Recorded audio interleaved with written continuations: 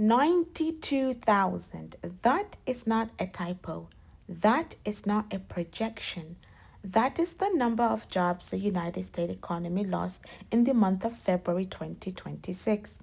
The economists, the experts, the people whose entire job is to predict these numbers, they said we would add 50 to 60,000 jobs. Instead, we lost 92,000. And while that story might be dominating the headlines Friday morning, another number was sitting quietly in the government database. A number that most anchors glossed over. A number that should make every single one of you stop scrolling and pay attention. 73%. That is the percentage of people currently locked in ICE detention. Nearly 70,000 human beings who have zero criminal conviction, not a violent crime, not a robbery, not a drug trafficking charge. Some had nothing more than a serious traffic ticket, and many had nothing at all. So we're going to connect these two stories because they are not separate. They are the same story, and the story that is about you, your job, your grocery bill, your neighbor, and what kind of country we're choosing to become. Stay with me because this episode, we need to see all of it. Now, the economy bled last night, and here is what they are not telling you. Every Friday, every first Friday of the month, the Bureau of Labor Statistics, a federal government agency, releases what's called the jobs report. It tells us how many people in America found job and how many didn't. It is one of the most closely watched pieces of economic data in the world. Now, on Friday, March 6th, the report came out, landed like a thunderclap, okay? The economy shed 92,000 jobs in February. Economists had forecast a gain of 50 to 60,000 jobs. And the unemployment rate rose to 4.4%, the highest in years. Disregard what the government has said in what he said in his White House State of the Union address, okay? Now, 7.57 million Americans are now officially unemployed. But here's where it gets deeper. This is it wasn't just a bad month. The government also went back and revised the previous months downward. So, December 2025, they originally told us we gained about 48,000 jobs. When they went back and looked, actually, we lost 17,000 jobs. That is a swing of 65,000 jobs that simply disappeared from the official story. January 2026 revised down by another 4,000. When you add it all up, in 2025 was the first year since 2010, since the aftermath of the global financial crisis, a record 5 months of job losses. Now, we're now back in the territory we haven't seen since the country was still digging itself out of the Great Recession, guys. The Great Recession. But let me be fair. I like to be just to the best of my ability, right? Some economists are pointing a temporary factor, severe winter storms that hit constructions, a major nursing strike at Kaiser Permanent that pulled 28,000 healthcare workers out of the count, and wages actually went up slightly, okay? Slightly. So the picture is not uniformly dark. But here's what the chief economist Dane Swank at KPMG said. She described the labor market as nearly frozen last year and said that this report showed how precarious things are when even one sector that was holding everything up, healthcare, takes a hit. Now, let me show you which industries kind of bled the most. Healthcare, as I mentioned, 28,000, primarily due to the Kaiser Permanente strike. Leisure and hospitality lost about 27,000 jobs. So restaurants, hotels, tourism. Constructions lost about 11,000. So we cited the winter storms, but the labor shortage is real, irrespective of what the weather is. Manufacturing lost about 12,000. Transportation and warehouse about 11,000. The information sector lost about 11,000, counting downward trend. So now I want you to look at that, okay? They are the backbone of working class Americans.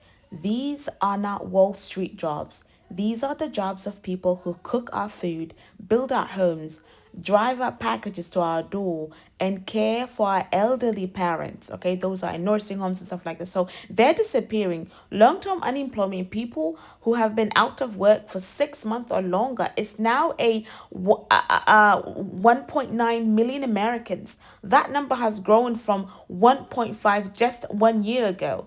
The average person who loses a job right now has been out of work for 25 weeks. That's nearly 6 months. That is the longest average since December of 2021. So the labor force is participation rate is now is about 62%, its lowest level since December of 2021, which means, in plain English, more and more people have stopped even looking for work. They have given up, right? You see jobs on job postings and stuff. You apply, you get no response. They're hiring, but it's like nobody's really hiring. So, and the White House responses to this, the National Economic Council director went on CNBC and said, "This is," and I quote, "consistent with everything we're seeing, which is the economy is really strong." Now, I want you to sit with that.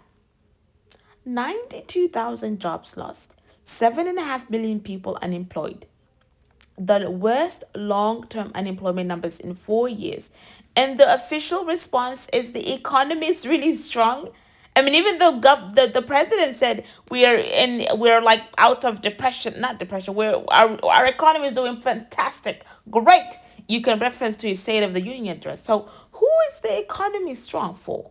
Because it is not strong for the single mother in Chicago who lost her hospital shift. It is not strong for the construction worker in Texas who showed up Monday and found the job site has been shut down. It is not strong for the families in California who cannot afford groceries because food prices have gone even more inflated. And we're about to talk why this is happening. Okay? Now, I told you the stories are the same, right? Because they're the same. So 70,000 people in cages. That is 73% of them did nothing wrong, right?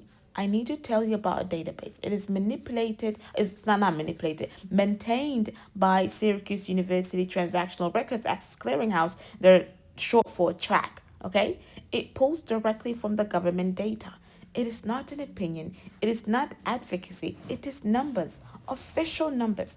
As of February 7th, 2026, ICE was holding 68,287 people in its detention networks across the United States.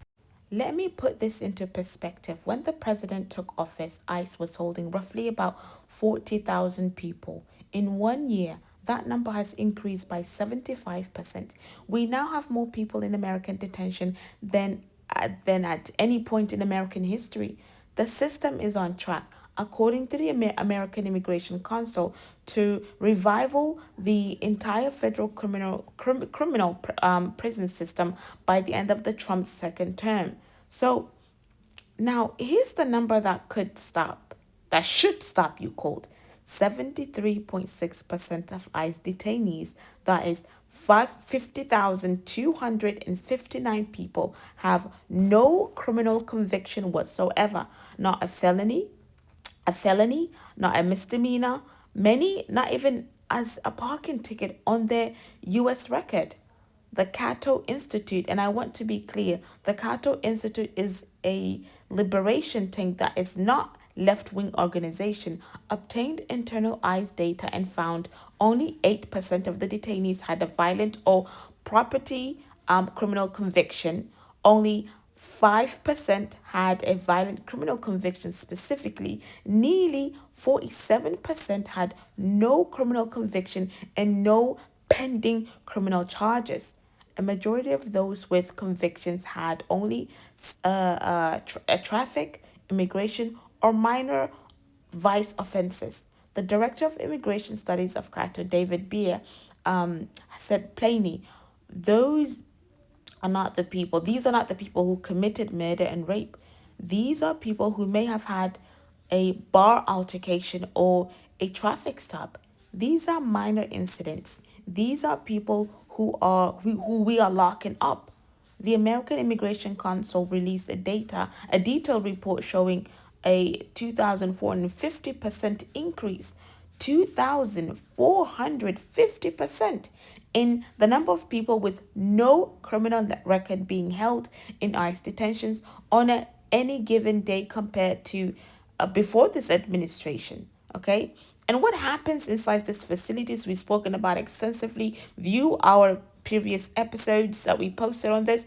There's severe overcrowding, more arrests than beds are available, worsening and substandard medical care, right? Growing complaints of abusive conditions, documented violations of detention standards, people disappearing for days, and ICE own detainees, locator system becoming unreliable. 2025 was the deadliest year that we know of for ICE detention on record. 2026 is on pace to be even worse. And the administration says they are focused on the worst of the worst. Secretary Nome, who's no longer Secretary Nome, had said repeatedly that those being detained are criminals, the dangerous ones, the ones threatening public safety. The data says otherwise, and the data does not lie. Now, in Chicago, the Department of Justice filed records in federal court showing 598 out of 614 people arrested in one single operation, Operation Midway Blitz, had no criminal record at the time of their arrest. That is 97% of the people swept up in one raid. Think about what that means. That means early in the morning, before anyone woke up, federal agents knocked on doors or pulled off people's sidewalks, and 97 out of 100 people they took had nothing, legally speaking, that warranted their arrest. Someone's father didn't come home from work that day. A child sat at the kitchen table and waited, and nobody came. A family business had to close the next morning because the person who ran it was in a detention center in Texas or miles away with uncertain access to phone and no guarantee of a hearing date. This is not abstract. This is what's happening right now in America, in American cities, 2026. And any releases, discretionary releases from detentions are falling by 87%. And I'm going to give you guys all of the sources in the description box. Trust, okay? This administration took over. So by November 2025, 14.3 people were deported directly from detention for every one person released waiting hearing. That doesn't look like a justice system. This is a conveyor belt. That is a conveyor belt, an assembly line. Now, remember I mentioned to you just an example like food prices going up, families not being able to afford buying groceries, and I mentioned California as an example, right? Deportations are killing American jobs and raising our prices. We lost 92,000 jobs in February. Leisure and hospitality lost 27. Construction, healthcare, agriculture is struggling. Let me tell you who has been working those jobs. Okay? 43% of US farm workers are immigrants. 42% of crop workers specifically are undocumented, you can say. 28% of construction workers are immigrants. 20% of leisure and hospitality workers are immigrants. Over 1.2 million immigrants work in the U.S. healthcare system. More than 25% of U.S. physicians are foreign born. 28% of home health aides are immigrants. Now, here is the Brookings Institute said, one of the most respected economic research organizations in the world, and their January 2026 update. They estimate that the U.S. experienced negative net migration in 2025. For the first time in at least half a century, more people left this country than came. And that is a fact. People are leaving. And they project this to continue in the negative net migrations through this year and onward. What does it mean for jobs? Brookings said that says that the sustainable pace of a monthly job growth has dropped to 550,000 or less, and it could return to negative within this year. not because American workers are failing, but because the labor force is shrinking. The National Foundation for the American Policy found that unemployment rate for US born workers increased from 4.3% in January 2025 to 4.7% in January 2026. When immigrants are removed from the economy, they don't just lose their jobs, they stop spending money. Tuh? They stop paying rent if there's nothing. We stop buying groceries, and the businesses that depend on that spending start disappearing too. Reduced immigration, says Brookings, will weaken the consumer spending by estimated 60 to 110 billion combined over just 2 year period. Food, because it hits every single home, right? American, regardless where you stand politically. 42% of US farm workers are, you can say, undocumented. They harvest our vegetables, they work the dairy farms, they cut meat at processing plants. When those workers disappear, we had this incident where in Omaha where a plant had to shut down because they had no workers, right? They benefit from it.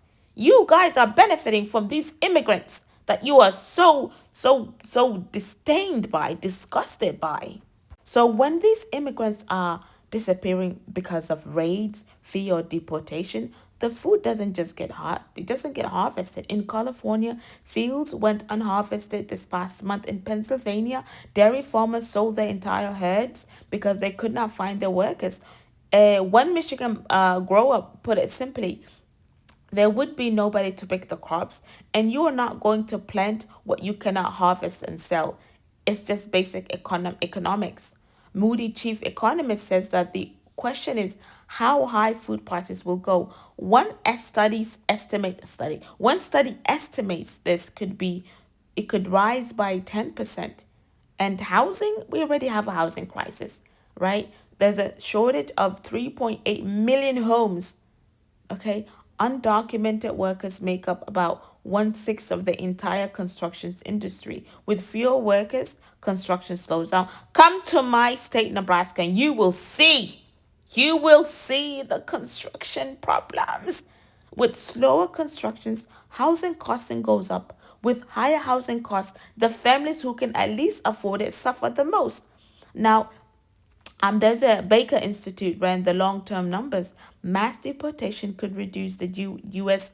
GDP by 2.6% to 6.2 over the next decade. In Texas alone, deporting undocumented immigrants could shrink the state economy by 10%.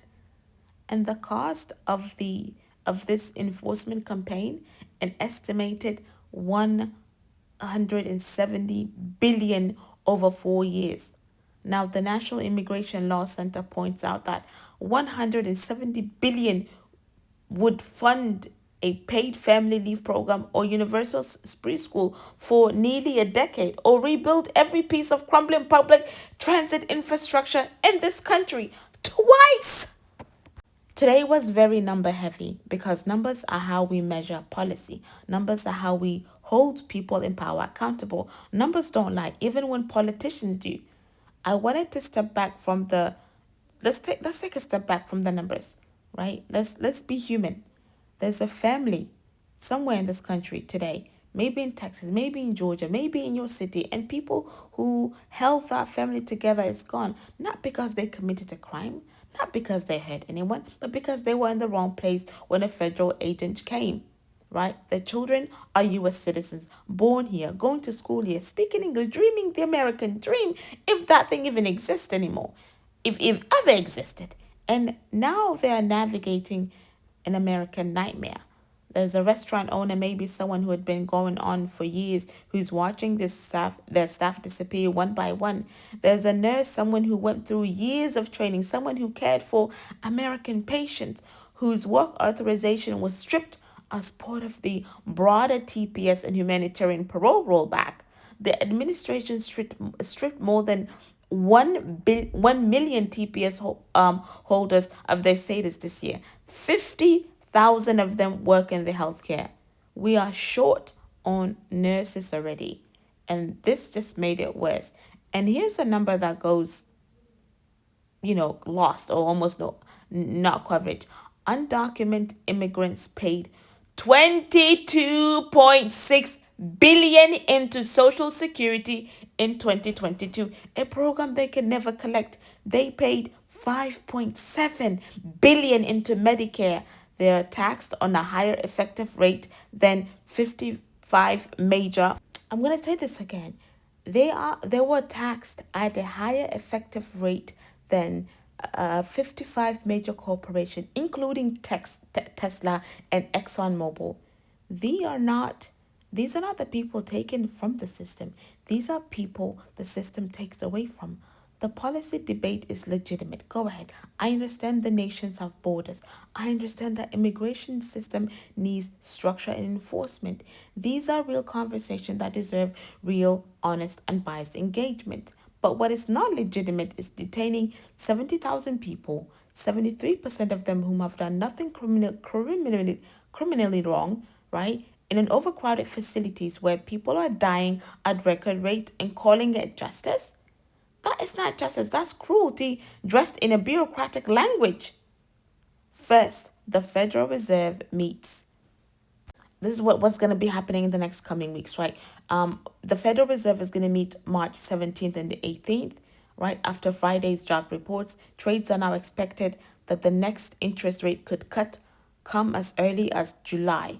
If these numbers keep deteriorating, pressure will mount for faster cuts, which affects your mortgage, your credit card, your savings. Second, watch for March's job reports due in April. The case of permanent strike ended February 23rd, which means that there could be a one-time healthcare bounce. But economics are cautioning, do not let one good month create a false sense of security. Third, watch for ICE detention numbers at tracereports.org. That is trackreports.org.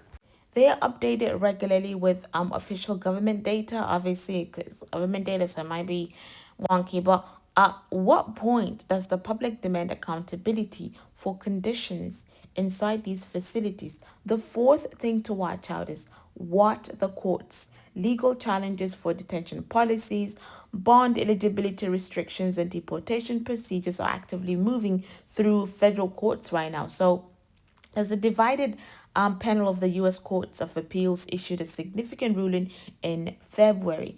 And the fifth thing is watch your own community.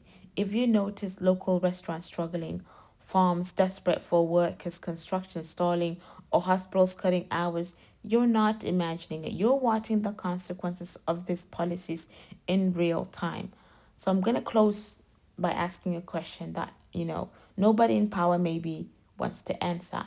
If you plan to deport millions of criminals and make America safer and stronger, in your words, where are all the criminals?